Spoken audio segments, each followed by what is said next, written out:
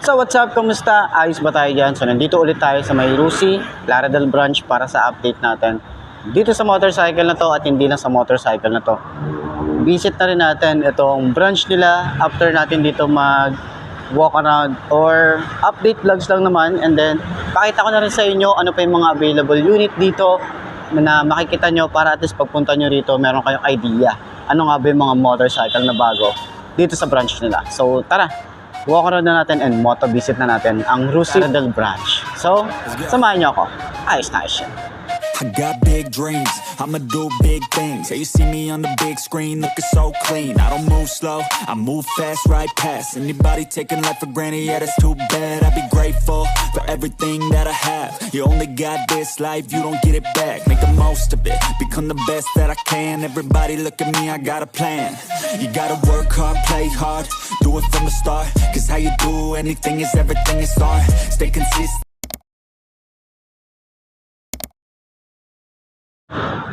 Okay, ito yung kukompleto.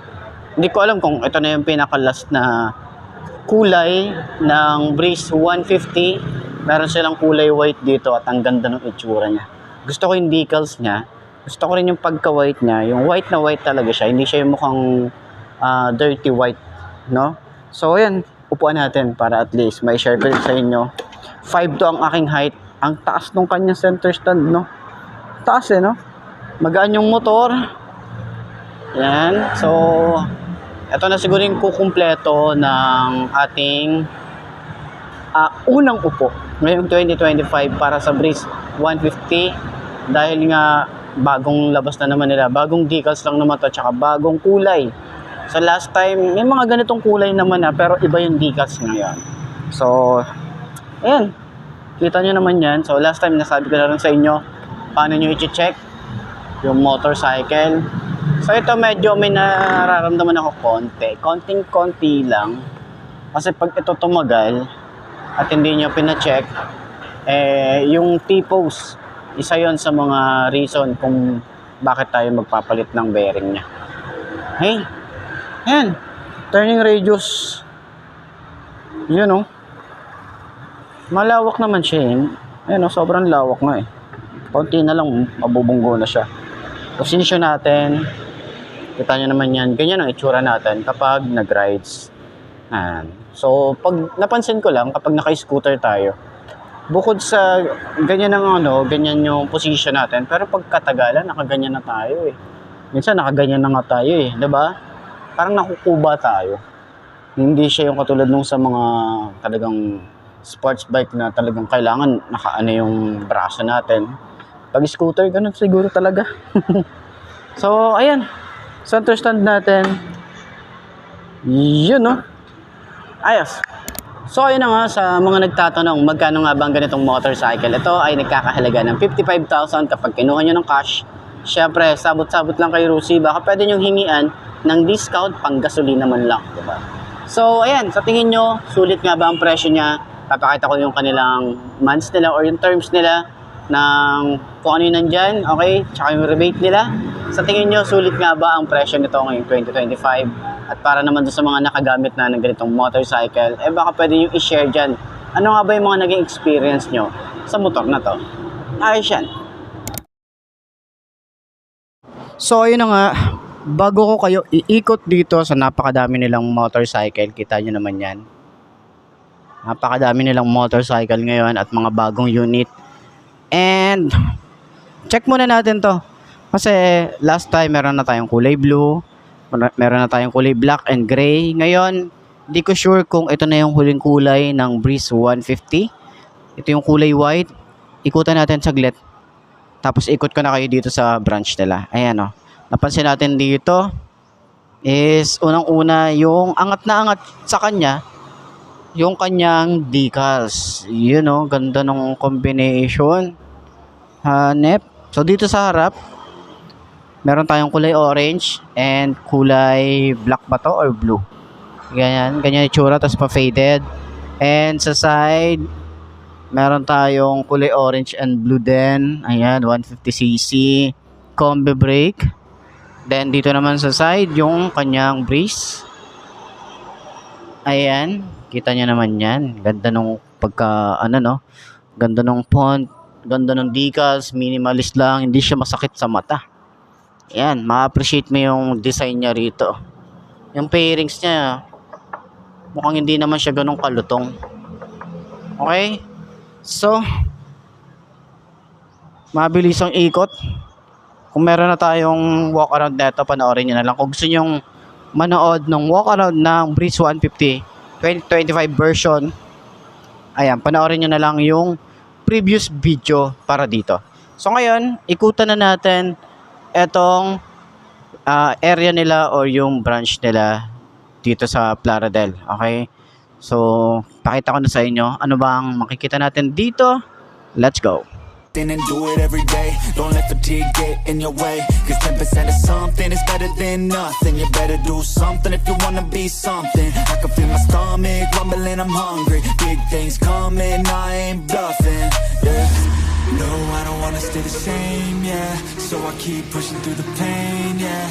That's the only way to make a change, yeah. So I fight every day and train, yeah. It'll all be worth it. One day it'll all be worth it. So ayun, umpisa natin dito sa harap. Ayan. So ito yung kulay blue ng Breeze 150. Ayan. So nag-iisang kulay blue lang to. Pakita ko na lang din sa inyo iba pang kulay, pero alam ko nakita nyo na yan. Pero ayan, meron silang Smart na 125, kulay red, kulay gray, kulay blue. Tapos dito rin meron silang kulay black, red, gray. And dito naman, ito yung Breeze na kulay gray din. Doon din sa likod, meron din silang Smart 125 na kulay gray, blue, black, red. And ito naman puro gray. Karamihan sa Breeze is kulay gray ang madami. 2, 4, 5, 6. Meron din doon. 7. And then kulay black naman is dalawang black. And yung kulay white, meron din doon. Bali 3 kasama yung pinakita ko sa inyo kanina. And dito naman meron silang mga Flex 125 kulay yellow and kulay brown, Rush, tas Flex na to, puro Flex din to. Tapos sa likod meron din tayo ritong Chariot na 175. Ito yung cargo. So ang pinagkaiba nito, iba na pala itsura nito. Ganda ng itsura, no? So, yan, cargo naman yan. Ito yung walang upuan. Ay, talagang pang delivery service lang to. So, bagong-bago yung tsura, oh. Ganda ng Chariot ngayon, ano? Iba na yung datingan niya. Pero gusto ko makita kasi yung buo na eh. Pero, yan, baka trip nyo. Ayan, yan yung datingan niya. So, dito naman, meron din tayong mga repo rito. Alam ko 1.5 yung down nila rito. Pero check na yung mga repo nila rito. Ayan o. Meron din dito. May RFI din. Tapos meron sila rito mga 250cc. Tapos 200. Ayan. Mga pang trail naman. Classic meron din. Ayan. Tapos doon naman sa harap. Puro na to mga 125 na macho. 150. Mga pan-tricycle. Okay. So, RFI, meron din sila rito. Then, Flex. And ito yung flash na carb type. Then, dito naman puro 150cc na macho. Sparkle. Ito yung Sparkle. Ayan. Baka naghahanap pa kayo ng Sparkle. Ito yung naka-digital eh. Ayan o. So, sana dun sa Breeze is ginawa din na digital. 'Di ba? Sana all, 'di ba? Tapos meron din tayo rito nakita na Breeze. Ito pa yung mga dating Breeze eh. Ayan, ganito yung itsura ng decals niya dati. Ayan, 'di ba dito lang siya. Ngayon dito na sa iba na yung itsura pala. Dito na yun. Okay? So, yan yung itsura niya. Ang Breeze dati. And then yung decals din sa likod is ibang-iba din. So, pero ito, naka-combi brake pa rin naman to, analog type. Ayan, ganyan na itsura niya. So, check natin yung likod. Ano yung datingan ng likod nun. Pare-pares lang din naman pala. Okay. So, yan yung mga makikita natin dito. So, madali lang naman tong hanapin. Along highway lang to bago mag Walter Mart. So, yan yung makikita nyo. So, check nyo na lang dito. Puntahan nyo na lang yung Rusi Plaridel sa mga naghahanap ng mga brand new unit, repo, mga pang tricycle, mga underbone. Yan, puntahan nyo na lang dito. Ilalagay ko yung contact number nila para at least rekta na kayo na mag-inquire sa kanila. Ayos yan.